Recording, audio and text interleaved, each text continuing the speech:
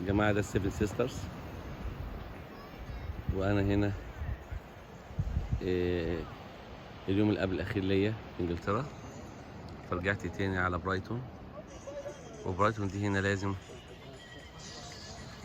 الناس كلها تيجي تزور السيفن سيسترز. كنت سايبها للآخر للتحلية. المنظر طبعا جميل، المنظر مفيش أحلى من كده. لون المية جميل، لون المية كده باين طبعا. والجميل بقى هنا إن ده جنب البحر، بس بصوا الخضرة هنا عاملة ازاي. دي كلها مراعي، وهناك الخرفان اهي هزوم عليها حالا. فطبعا بيستغلوا الأراضي اللي هنا. شايفين الخرفان عامل ازاي، كلها خرفان. بيستغلوا الأراضي والمرتفعات دي يعملوها مراعي طبيعية. وأصلا إنجلترا قايمة على زراعة المواشي، الجواميس والبقر والمعيز والأغنام والحصينة، شفتها وأنا ماشي كتير. ده بقى يا جماعة اللي انتوا شايفينه ده يبدو أو يبان انه فنار، لكن لما قربنا وسألنا هو مش فنار. في واحد طلع لنا فوق فبنسأله هو ايه دوت، قال ده فندق. فطبعا كانت مفاجأة جميلة أو غريبة بالنسبة لنا. والمكان اللي بصوره دوت ده المفروض اللي كان فيه كافيتيريا وكافيه بتفتح للناس في الفطار والغدا والعشاء، بيقفلوها وقتها عشان طبعا الفندق عدد أوضه قليلة وزباينه قليلين. فطبعا انا اتبسطت جدا لما لقيت في فندق في المكان ده بالمنظر دوت. تخيلوا وانت في الاوضه بتاعتك، سواء اوضتك ناحيه دي هتبص على الخضره والجمال ده كله والهدوء ده كله. شايفين لون السماء في يوم حلو، الشمس طالعه، الجو جميل. شايفين دي بعض القرى اللي باينه من بعيد. طبعا منظر بديع من الناحيه الخلفيه. ولو جه الشباك بتاعك ناحيه الميه والبحر والمنحدرات الصخريه العاليه، طبعا منظر تاني بديع جدا. ففندق فكرته جميلة، عدد أوضه قليلة. طبعا مفيش ريسبشن أو كانوا قافلين الباب. وأنا أحرجت إن أنا أخبط وأخش أسأل الأوضة بكام، طب عندكم حجز أو كده. وحتى ما نعرفش اسم الفندق، مفيش يافطة محطوطة بيننا. بس فكرة الفندق جميلة قوي قوي. ومن الأول كنا كلنا فاكرينها فنار، لكن هي طلعت مش فنار. هنا أنا بقرب بالكاميرا بتاعتي لأقرب نقطة لطرف المنحدر الصخري العالي. بصوا هنا أنا قاصد أوري إحنا عاليين قد إيه من البحر، ولون المية تحت عامل إزاي وجمالها. آه، ب... طبيعة بديعة. دول يا جماعة بعض المصريين الجدعان جدا، اللي هو أنا كنت قاعد في الفندق وأنا كنت ناوي أخرج أروح سيفن سيسترز، فهم كانوا رايحين بالعربية بتاعتهم فما مشيوش واستنوني. وفي الريسبشن في واحد مصري جدع جدا، هو اللي قال لهم استنوا معانا واحد مصري ضيف جاي يتفسح، فممكن يحب يروح معاكم على سكتكم. الناس أخدوني معاهم، أنا من هنا بشكرهم. والمصريين جدعان في كل حتة، واخدوني بالعربيه ورحت لغايه السيفن سيسترز. بصوا متعنيكم بجمال السما النهارده، الجو جميل والشمس طالعه. لون الميه تحت شايفينه لون جميل ازاي. احلى حاجه بقى ان احنا اتمشينا في السيفن سيسترز لغايه ما وصلنا للفندق اللي شفتوه، وبعد كده عدينا الناحيه التانية.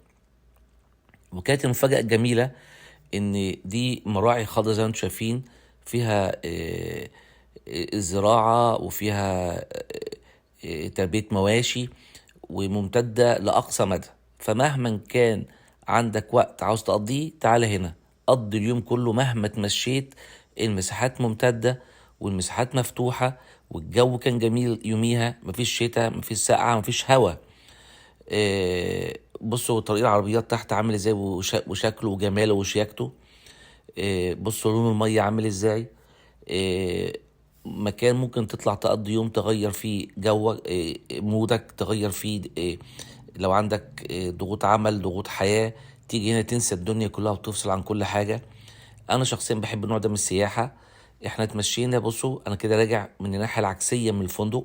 احنا نزلنا تحت خالص، اتمشينا لغاية تحت ورجعنا تاني. بس مهما بقول لك لو معاك صحة ومعاك وقت امشي امشي امشي امشي.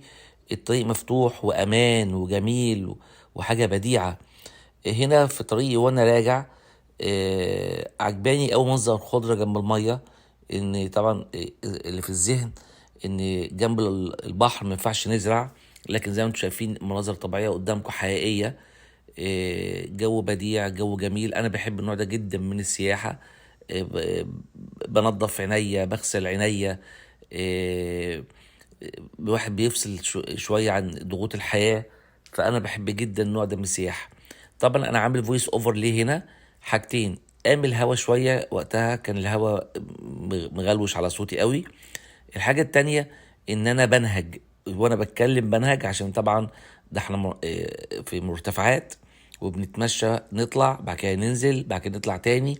وبعدين أنا بمشي، بعمل جوجينج. جوجينج هو المشي السريع، عشان يفيد الجسم بدل ما تمشي بالراحه، ده ملوش فايده للجسم. فالجوجينج ده كويس بيبقى للجسم، او المشي السريع. فانا بمشي بسرعه فبنهج. فعشان في الحته دي كده لقيت النهجان كتير، فقلت اعمل فويس اوفر، وهتسمعوا دلوقتي لايف وانا بتكلم كده. في الكليف بتاع برايتون، شايفين المنظر عامل ازاي؟ زاوية 360. البحر ورايا اهو، وادي الكليف اللي احنا فيه، وادي الفندق اللي على شكل لايت هاوس، وادي أراضي زراعية ومزارع للمواشي هنا. منظر جميل، جو حلو. أنا لابس نص كم برضه، خلع الجاكيت. ألبس الجاكيت أتحر، أخلع الجاكيت أسقع. ده يا جماعة فيو تاني للكليف من هنا. احنا طلعنا من الطريق اللي هناك دوت، لكن نزلنا من الطريق اللي ورايا دوت، فده طريق مختلف. فده خلينا نشوف الفيو بطريقة مختلفة. فده منظر الكليف من هنا واضح جدا، أوضح فعلا من الناحية التانية. شايفينه ممتد فين؟ شايفينه؟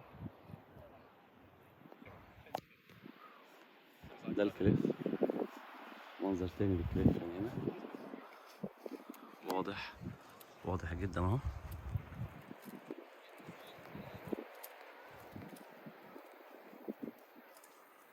وادي الكليف، وادي المنطقة الخضراء اللي حواليه. واو واو. ده واحنا في طريق العودة من السيفن سيسترز. كان يوم جميل، يوم ترجع منه كده وانت مبسوط، وانت مغير مود، وانت شايف مناظر جميلة، وانت في خلوة مع الطبيعة ومناظر طبيعية خلابة. طبعا انا قضيت اليوم دوت مع مجموعة مصريين جمال جدا، ودي العربية بتاعتهم واحنا راجعين مع بعض. طبعا طول السكة بنشغل اغاني عربية مصرية، مهرجانات. كان جو جميل جدا. وبرضه بص على المناظر واحنا راجعين. على فكرة سيفن سيسترز انت ممكن تروحها بأتوبيس من وسط البلد، من محطة اولد ستين، ب2 باوند الأتوبيس، مش غالي. وبرضه المسافة حوالي ساعة إلا 10 دقايق ولا حاجة. أتمنى تكونوا استمتعتوا بالفيديو، وأشوفكم فيديوهات تانية على خير إن شاء الله. ومتع عينيك واستمتع معايا، وشكرا على وقتكم إنكم اتفرجتوا على الفيديو دوت.